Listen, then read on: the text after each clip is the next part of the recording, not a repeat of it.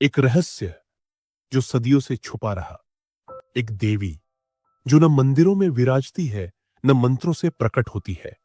उसका जन्म न किसी मूर्ति से हुआ, न किसी यज्ञ से, बल्कि वह प्रकट हुई दुनिया के पाप, कलयुगी विकार और अधर्म की कालिमा से, एक चेतना के रूप में।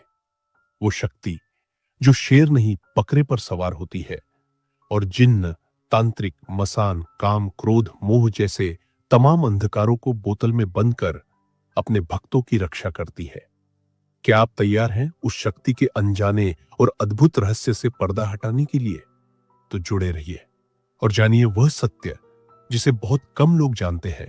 तो आइए बिना समय गवाए इस रहस्यमयी यात्रा की शुरुआत करते हैं। सतयुग की समाप्ति के समय दैत्य अमरुआ महान प्रतापी, मायावी और वरदानी था। उसके अत्याचार से सृष्टि में हाहाकार मच गया। देवताओं के साथ उन्होंने महाशक्ति की स्तुति की। आदि शक्ति जगदम्बा सिंह वाहिनी दुर्गा प्रकट हुई और उन्होंने 9 रूप धारण किया। उनके साथ 10 महाविद्या और अन्य सभी शक्तियां प्रकट हुई। दैत्यों के साथ पुनः महासंग्राम छिड़ गया। 5000 वर्ष तक लगातार युद्ध हुआ। दैत्य अमरुआ के प्राण संकट में देख युद्ध छोड़कर भागा। राह में देखता है कि किसी मृत गौ के देह का पिंजर पड़ा है। उसे लगा कि इस पिंजर में शरण लूं तो ये देव देवी नजदीक न आएंगे। अमरुआ उस पिंजर में समा गया। देवी शक्तियां पीछा करते वहां पर आई, देखा शत्रु गौ के पिंजर में जा घुसा है। सभी ठिठक कर वहीं खड़ी हो गई मृत। गौ का पिंजर अशुद्ध माना जाता है। इस अशुद्ध पिंजर से दैत्य को निकालना, वह भी पिंजर में घुसकर, असंभव है। बाहर निकाले बिना वध भी नहीं किया जा सकता। ऐसी विषम स्थिति देवी शक्तियां मजबूरी में हाथ मलने लगी। हथेली पर हथेली की रगड़ से ऊर्जा उत्पन्न हुई और मैल के रूप में बाहर आई। श्री उमा देवी ने युक्ति लगाया और सारे मैल को एकत्र कर मूर्ति का रूप दिया। सभी देवी और देव मिलकर आदि शक्ति की स्तुति करने लगे। तत्काल उस मूर्ति से आदि शक्ति स्वयं हाथ में खंजर ले 5 वर्ष की कन्या के रूप में प्रकट हो गई और पूछा, हे माताओं, मुझे बताओ क्यों मेरा आवाहन किया? देवियों ने सारी व्यथा कह सुनाई और सारा माजरा समझकर देवियों की इच्छा के अनुरूप वह कन्या गौ के पिंजर प्रवेश कर गई। यह देख आश्चर्यचकित हो दैत्य अमरुआ बाहर भागा और साइला सरोवर में जाकर की के रूप में छिप गया। कन्या ने भी साइला सरोवर में प्रवेश करके दुष्ट दैत्य का वध कर दिया। सबने जय जयकार किया और अपने पने धाम प्रस्थान किया। किंतु कन्या यदि स्वयं प्रकट होती तो काम निपटा कर लौट जाती। यहां तो उनकी रचना कर आह्वान किया गया था। अतः उन्होंने अपनी सृजनकर्ता उमिया माता को पकड़ा और अपना नाम धाम और काम पूछा। उमिया ने उन्हें चामुंडा के पास भेज दिया। सत्य हमेशा कसौटी पर कसा जाता है। सत्य की परीक्षा होती है। चामुंडा ने उस अनाम कन्या को कामरूप कामाख्या विजय हेतु भेजा।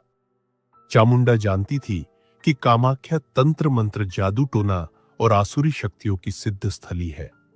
यदि यह वहां से विजय होकर लौटती है तो इनकी वास्तविक शक्ति का आकलन होगा। फिर उसी के अनुसार नाम धाम और काम सौंपा जा सकेगा। कन्या ने काम रूप के द्वार पर लगे पहरे को ध्वस्त कर दिया। मुख्य पहरेदार नूरिया मसान को पराजित कर दिया। कामाख्या नगरी में प्रवेश के साथ देखा तंत्र मंत्र, जादू टोना, काली विद्या, माया के ढेर, इन सबको समझने में ही अमूल्य समय जाया हो जाएगा। उन्होंने सबको घोल बनाकर बोतल में भर लिया। भूत प्रेत, जिन्न, मसान, मांत्रिक, तांत्रिक सभी दुष्टों को बकरा बनाकर उस पर बैठकर हाथ में बोतल ले बाहर आ गई। जब चामुंडा के पास पहुंची तो देवता, दानव सब ने उनका जय घोष किया।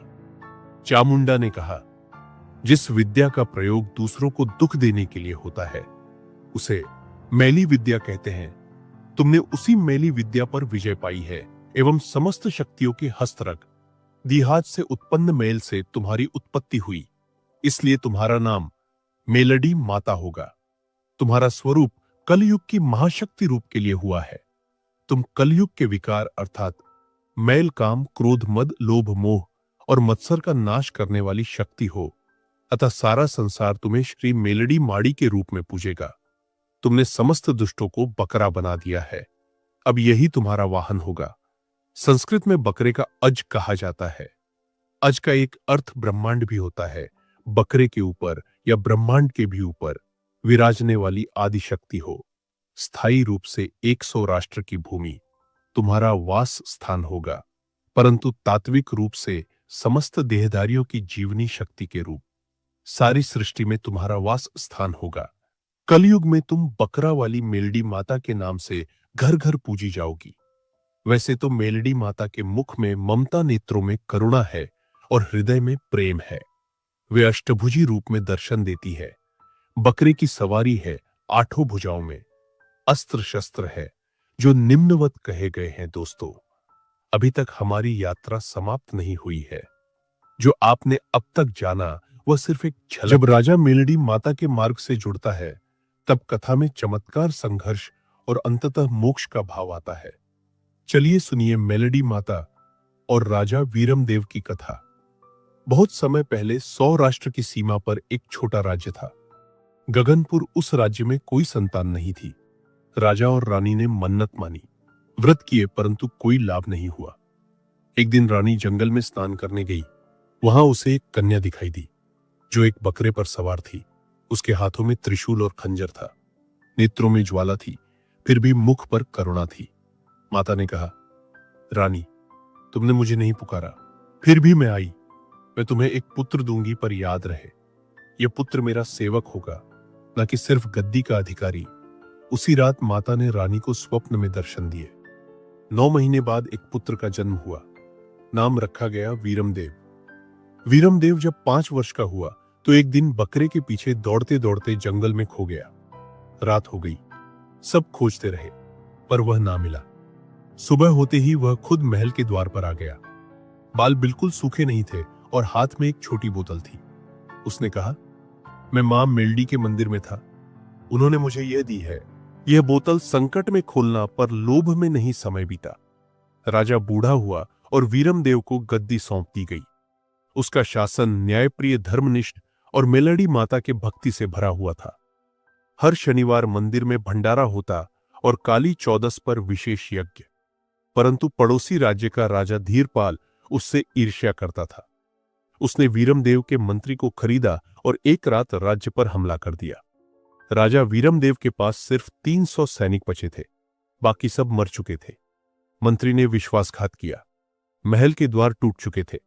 राजा ने मां की बोतल निकाली। मां ने कहा, वीर, यह आखिरी परीक्षा है। क्या तू अपने प्राण की चिंता करेगा या प्रजा की रक्षा करेगा?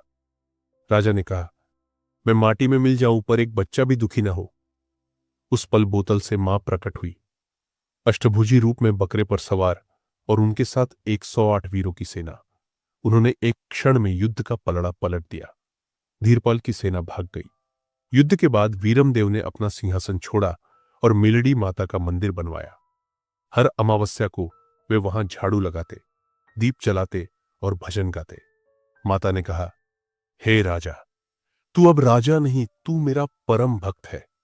जब जब कोई राजा अन्याय करेगा, मैं तुझे याद करूंगी और तू मेरी शक्ति बनकर प्रकट होगा। आज भी सौराष्ट्र में एक मंदिर है, वीरमनाथ धाम, जहां कहा जाता है जो वहां सिर झुकाता है उसे सच्चा मार्ग मिलता है, और मेलडी माता की कृपा से उसका मन भी राजा बनता है। बहुत समय पहले सौराष्ट्र में स्वर्ण नगरी नामक एक अत्यंत समृद्ध राज्य था।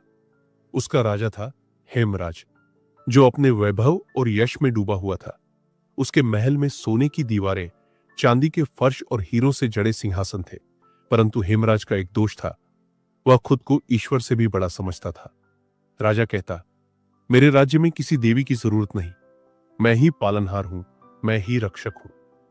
राज्य में मेलडी माता का एक प्राचीन मंदिर था, पर राजा ने वहां जाना बंद कर दिया और एक दिन मंदिर गिराने का आदेश दे दिया। उस रात हेमराज को नींद नहीं आई। स्वप्न में एक तेजस्वी कन्या बकरे पर सवार होकर आई। उसके हाथों में खंजर, त्रिशूल, बोतल और चक्र थे। उसने कहा, हे हेमराज, तुमने मेरा मंदिर तोड़ना चाहा, इसलिए मैं चेतावनी देने आई हूं। अगर तुम कल सूर्य निकलने से पहले मंदिर में आकर क्षमा नहीं मांगोगे तो तुम्हारा राज्य स्वर्ण नगरी नहीं, श्मशान नगरी बन जाएगा। हेमराज घबरा उठा, पसीना पसीना हो गया। अहंकारी राजा ने सोचा, यह तो एक सपना था। मैं किसी कन्या से क्यों डरूं? अगले दिन जैसे ही सूरज निकला, राज्य के कुएं सूखने लगे, सोने की दीवारों में दरारें पड़ गई और अन्न भंडार में चूहे लग गए। राजा घबरा गया। तब उसे एक वृद्ध साधु मिला, जिसने कहा, तूने शक्ति को चुनौती दी है। जब तक तू मेलडी माता के चरणों में न गिरे, शांति नहीं आएगी। राजा नंगे पांव दौड़ता हुआ माता के खंडहर हो चुके मंदिर पहुंचा। वहां बैठकर घंटों रोया और प्रार्थना की, हे मां, मैं अंधा था, अब सत्य देख रहा हूं, मुझे क्षमा करो। अचानक तेज हवा चली। मंदिर का टूटा हिस्सा अपने आप जुड़ गया। दीप जल उठा और माता प्रकट हुई, करुणा से भरी मुस्कान के साथ। हेमराज, मैं दंड देने नहीं चिताने आती हूं। तूने यदि सच्चे हृदय से पुकारा है तो मेरी कृपा तुझ पर बनी रहेगी। हेमराज ने गद्दी त्याग दी और मेलडी माता का भक्त बन गया। उसने पूरे राज्य में माता के भजन शुरू करवाए। हर पूर्णिमा को मेलडी माता का विशाल उत्सव मनाया जाने लगा। अब स्वर्ण नगरी का असली वैभव धन में नहीं, भक्ति में था। और इसीलिए आज भी कहते हैं, मेलडी माता सिर्फ भक्त नहीं, दुष्टों को भी रास्ता दिखाती है। जो अहंकार करे उसे गिराकर उठाती है, और जो सच्चे मन से पुकारे उसके जीवन को अमृतमय बना देती है। सौराष्ट्र के एक ओर बसे चंद्रपुर राज्य का राजा था। भोजराज बड़ा दयालु, धर्मात्मा और प्रजाप्रिय था, परंतु उसका जीवन एक दुख से घिरा था।